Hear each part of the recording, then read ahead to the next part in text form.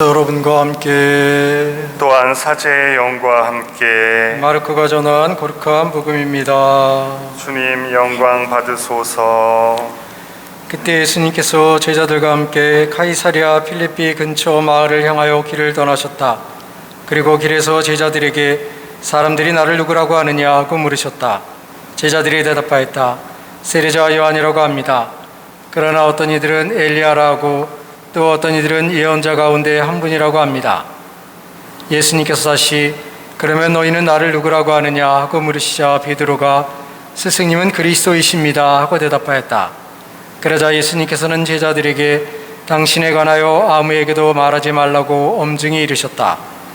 예수님께서는 그 뒤에 사람의 아들이 반드시 많은 고난을 겪으시고 원로들과 수석사제들과 율법학자들에게 배척을 받아 죽임을 당하셨다가 사흘 만에 다시 살아나셔야 한다는 것을 제자들에게 가르치기 시작하셨다.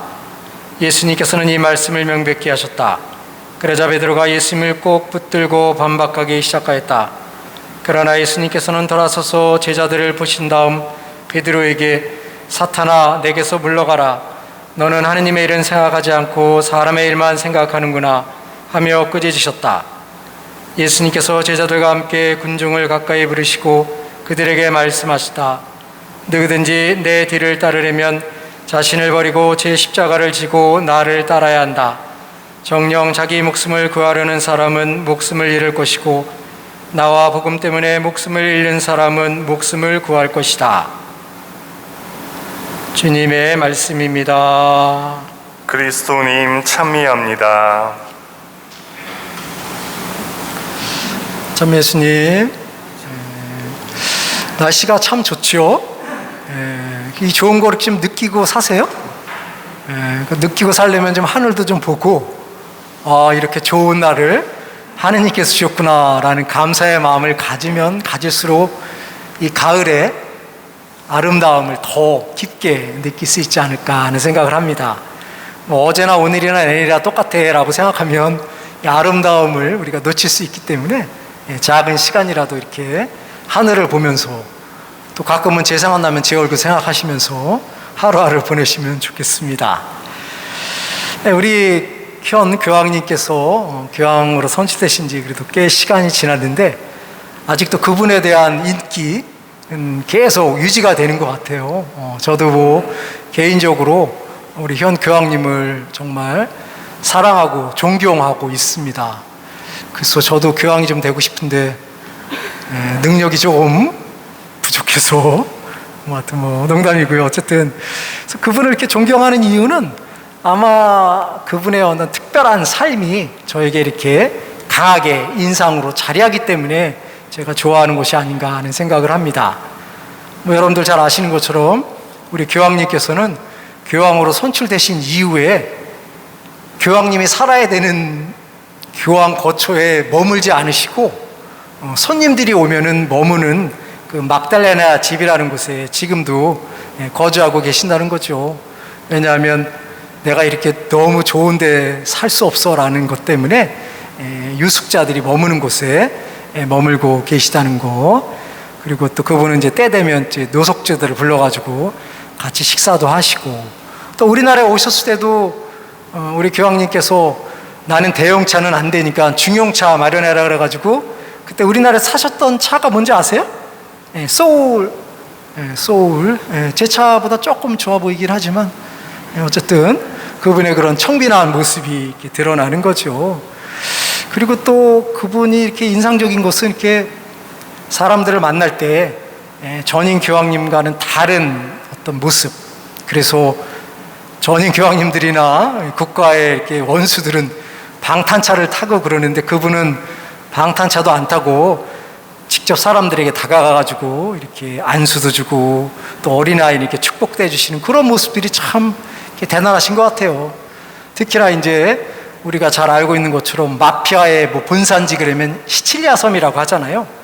시칠리아 섬 가가지고 마피아는 죄악입니다라고 하셨다는 거 아니에요. 보통 그렇게 얘기하면 이제 마피아들이 이제 교황님을 저격하려고 해책을 하고 이렇게 계획을 수립하는데 교황님이 그런 거 아니에요. 야, 니네 나 죽이고 싶으면 죽여. 나 80 넘어가지고 이제 괜찮아. 살 만큼 살았으니까 괜찮아 뭐 이런 식으로 하니까 감히 교황님을 죽일 엄두를 못 내는 거. 근데 뭐 나이를 먹는다고 해서 죽음이 무섭지 않지는 않겠죠. 나이를 먹어도 죽음이라는 것에 대한 두려움을 갖고 있는데 그분은 죽음에 대한 그런 두려움이 별로 없으신 걸 보면 참 그분의 어떤 내공, 내적인 힘, 그리고 하느님을 신뢰하는 그 믿음의 깊이가 얼마나 깊은가 하는 것을 간접적으로 이렇게 생각하게 됩니다. 오늘 복음에서도 예수님과 베드로의 대화가 나오죠. 예수님은 사람들이 나를 누구라고 하느냐라고 하는 질문에 대해서 베드로는 당신은 그리스도이십니다 라고 신앙의 고백을 하지요. 아마도 베드로는 예수님과 함께 공생활을 하면서 예수님의 놀라운 말씀 그리고 놀라운 기적 행위를 통해서 예수님이야말로 정말 하느님이 보내주신 메시아구나 라는 것을 명확하게 인식을 했겠죠. 그 당시에 이스라엘이라는 나라는 로마의 식민지였기 때문에 언제든지 로마로부터 해방되는 것을 꿈꾸고 살아왔을 것입니다. 하지만 이스라엘이라는 그 작은 나라가 그 큰 로마에 대적해서 독립을 쟁취한다는 것은 꿈과 같이 유한한 이야기였기 때문에 사람들은 메시아의 탄생을 고대는 했지만 그 고대는 굉장히 막연한 것이고 피상적인 것이었겠죠.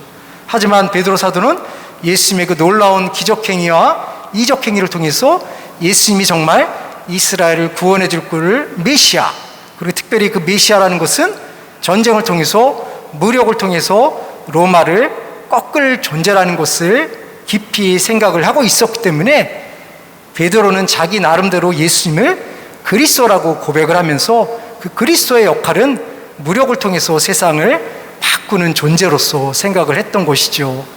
하지만 예수님은 그의 응답에 대해서 사람의 아들은 많은 순환과 고통과 죽음을 통해서 부활에 이르게 된다는 것을 말씀하고 계시죠. 어찌 보면 예수님이 이 세상을 구원하는 방법은 여러 가지가 있지만 가장 손쉬운 방법은 당신의 힘을 발휘해서 간단하게 로마 사람들을 제압하는 방법이었을 것입니다. 하지만 예수님은 그 간단한 방법을 선택하지 않으시고 오히려 십자가의 무거운 고통의 삶을 받아들이시게 됩니다. 예수님의 힘을 통해서 로마를 쓰러뜨리는 것은 굉장히 간단한 방법이었지만 예수님이 그것을 선택하시지 않은 이유는 무력은 또 다른 무력을 불러일으키게 되고 사람의 욕망은 한도 끝이 없기 때문에 새로운 왕국이 건설되면 또 그 왕국을 무너뜨리고 자신의 왕국을 건설하고 싶은 욕망은 인간의 보편적인 마음이었기 때문에 그러한 방식으로는 이스라엘의 해방이 의미가 없다는 것을 아셨고 가장 중요한 그리고 가장 진리적인 삶의 모습은 다른 사람을 해하는 것이 아니라 자신의 희생을 통해서 숭고한 인생의 모습을 드러내는 방법을 선택하셨던 것이지요.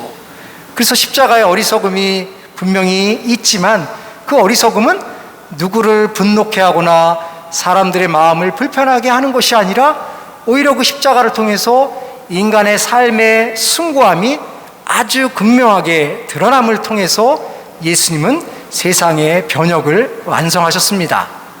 그래서 예수님의 그 처절한 죽음이 2000년 전에 일어났던 사건이지만 오늘날 우리들을 포함해서 많은 이들이 예수님의 진리적인 삶의 모습, 숭고한 삶을 인정하고 그분의 삶을 따르려고 하고 있기 때문에 오히려 그분의 선택이야말로 진정한 구원의 기름을 우리는 알 수가 있습니다. 물론 우리가 예수님을 믿고 예수님의 그 길을 따라간다는 것은 결코 쉬운 일은 아니지만 그 길이야말로 진정한 인간의 길이고 진리의 길이라는 것을 우리는 받아들일 수밖에 없지 않나 하는 생각을 합니다.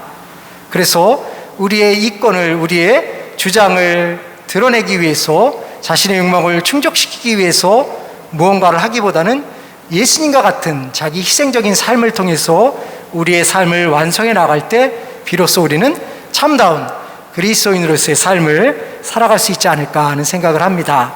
그래서 새롭게 한 주간 시작하면서 예수님이 우리들에게 그리스도이시지만 그 그리스도의 참 모습은 타인을 존중하고 받아들이는 삶임을 생각하면서 우리들도 그분의 제자로서의 삶을 살아갈 수 있으면 좋겠습니다.